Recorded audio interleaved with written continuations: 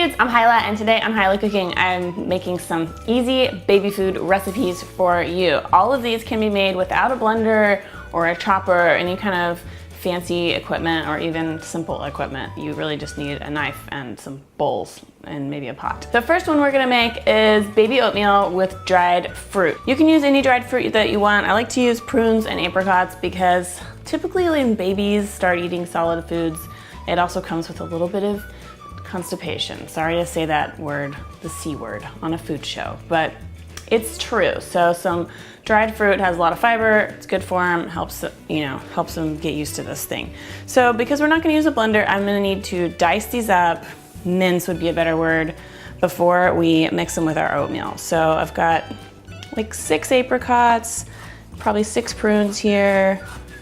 Just get them as small as you can. And of course, if you have a blender, you can totally use a blender afterwards and just grind it all up together. Okay, so the prunes kind of get almost pulverized when you start chopping them. So that looks pretty good. We've got almost a little paste here of dried fruit. And then over here, I've got just a 1/4 cup of regular old rolled oats. So we're gonna add the fruit into the oats, and I've got it just in it's a little heat-proof glass measuring cup here. And then we want to add 1 cup of boiling water. Don't spill it on yourself. Tiny bit of salt. And I mean, babies don't need a lot of salt, of course, or a lot of sugar, but I also feel like baby food should taste like adult food to some extent. So it shouldn't be like the most bland, gross stuff. When you taste it, it should be something that you yourself would want to eat. And then I'm gonna add a tablespoon of butter and just mix this all up together. And then we're just gonna set this aside probably about 30 minutes until it's cooled off and the oatmeal will have absorbed all the liquid and the fruit will be really, really soft. And I'll show you what that looks like when we taste test it on Chef Baby. Next up, baby sweet potatoes. This is one of Flint's absolute favorites. So I've got 1 sweet potato here that I cut up into 8s and just covered it with water and boiled it for about 5 minutes until it's really soft and you can see the skins kind of start to come away from the flesh. So I want to get these out of here and let them cool just a little bit. Oh, that one just came right off of his skin, so I can go ahead and put it in my little bowl.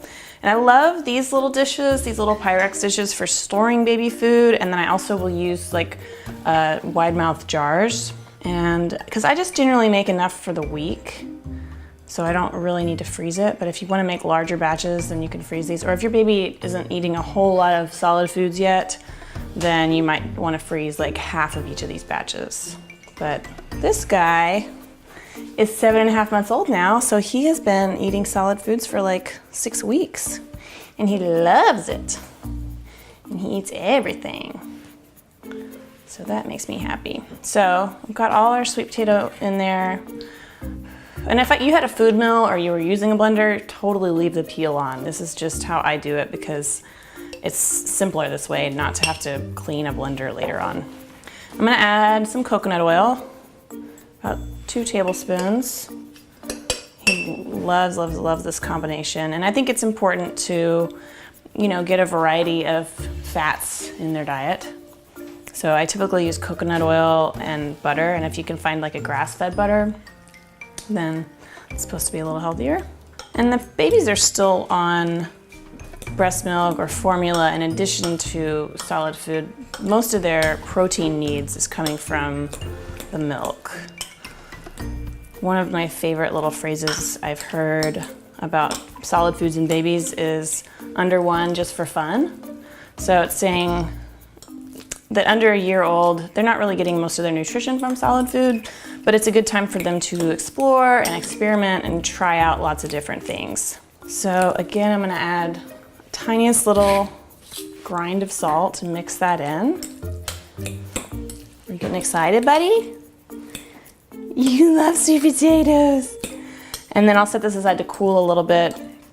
And this one and the oatmeal, pretty much all these, I'll try whenever I serve a couple tablespoons for a meal for him, I'll add different seasonings to each one so he can try lots of different flavors and spices and herbs. but I keep the main batch pretty unseasoned, aside from the coconut and the salt. All right, set that aside and we'll move on to the next one. Next up, we've got baby lentils with apples. So not everything is sweet. This one's a savory one. I'm using these split red lentils. They're gonna go in a little pot. And some homemade chicken broth. I'm using a homemade one because I want it to be low sodium.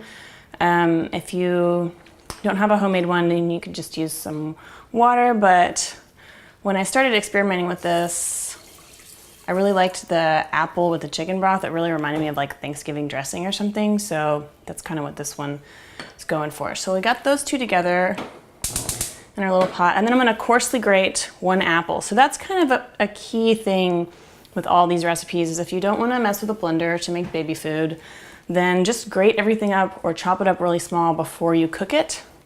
And then it's small enough for the baby to eat.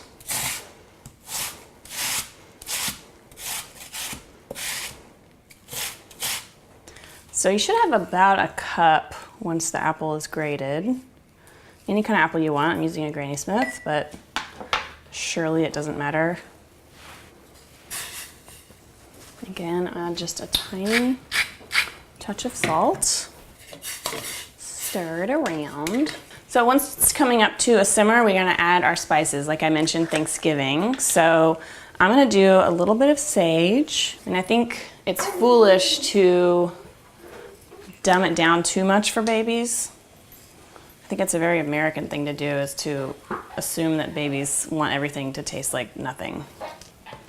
So rosemary, sage. I'm not gonna do any black pepper. I do think, you know, maybe you don't want to do spicy things for a baby, but I know in a lot of cultures they do, so give it a shot, see what your baby likes.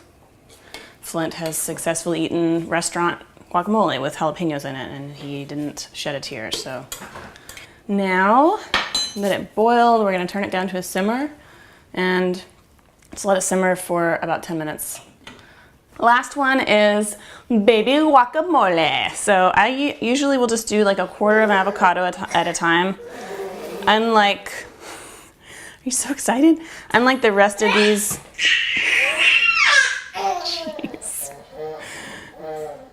unlike the rest of these, this one cannot be made ahead of time. You need to kind of just make it when you're ready to serve it to him. But it's okay, it doesn't take long. So I'm just gonna mash this up. And I've done with like lime juice. He's really not big on sour flavors yet. So I just started leaving it out, and we'll try it again when he gets a little bit older. But he doesn't mind onion. So just one little green onion. Just gonna, again, just dice it up as tiny as your knife skills will let you. And then I find too that guacamole is a really good opportunity to experiment with different herbs to show them different flavors. So dill is one that I think is really nice to mix in there. Basil, tarragon, a little bit of oregano, cumin. It really takes a lot of different flavors very well. So go ahead and just try it out and see what your little one likes. Okay, Chef Baby, are you ready to do some quality control? Tell us which one's your favorite. Here's oatmeal with dried fruit. And try that again.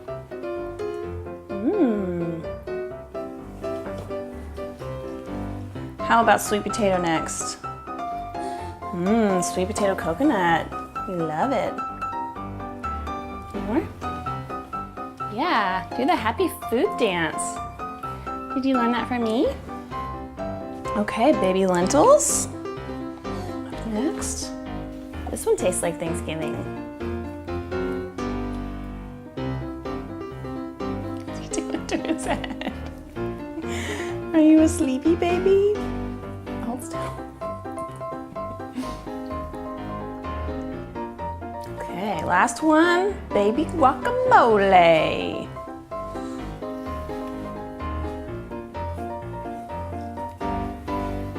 One more bite.